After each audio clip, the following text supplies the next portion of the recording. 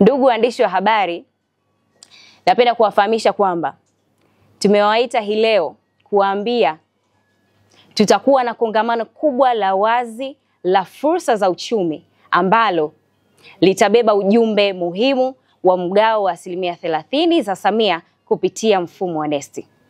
Na kongamano hili litafanyika hapa jijini Mwanza siku ya Jumamosi tarehe 29 mwezi huu 2025. Eneo ni kwa Tunza Beach. Narudia tena, ni Jumamosi ya Machi 29, 2025 kwa Tunza Beach. Ratiba yetu itaanza mapema kabisa asubuhi kwa matembezi yatakayoanzia kituo cha Radio Free Africa, njia kuelekea airport hadi kwa Tunza Beach.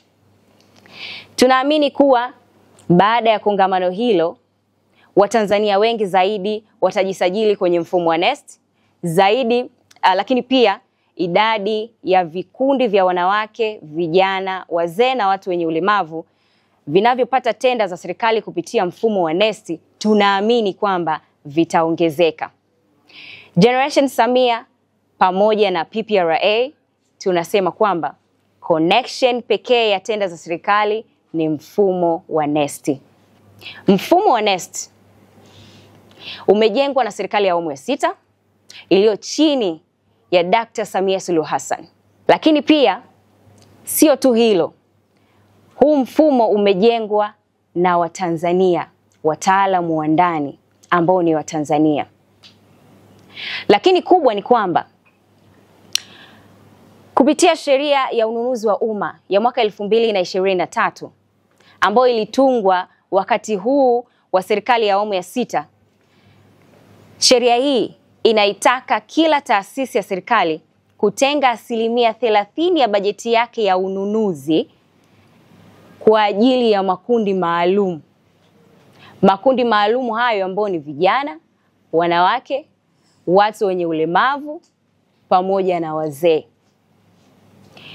Na tayari ninavyozungumza hii leo kupitia mfumo huu wa NeST, makundi haya ambayo nimeyataja yameshapata mgao wa tenda zenye thamani ya takriban shilingi bilioni 15. Sasa hapa Mwanza kuna fursa nyingi sana katika sekta hii ya ununuzi wa umma. Na uzuri ni kwamba fursa hizi zipo hadi ngazi ya serikali ya mitaa. Ndugu waandishi wa habari, kazi hii ya kuzitambua fursa zilizopo, lakini pia kuwaleta pamoja maelfu ya Watanzania kuzijadili na kupeana zile mbinu za kuzitumia fursa hizi, tunaifanya hii kazi kwa kushirikiana na wadau mbalimbali ikiwemo taasisi za serikali.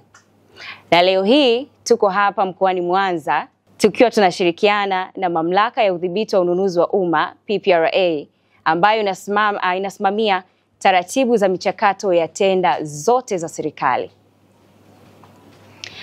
Generation Samia, sisi tumetambua kuwa serikali inatumia zaidi ya 70% ya bajeti yake kwenye masuala ya ununuzi wa umma. Sisi kwetu hii ni fursa na tumeitazama kama fursa ambayo tunatakiwa kupeleka kwa Watanzania.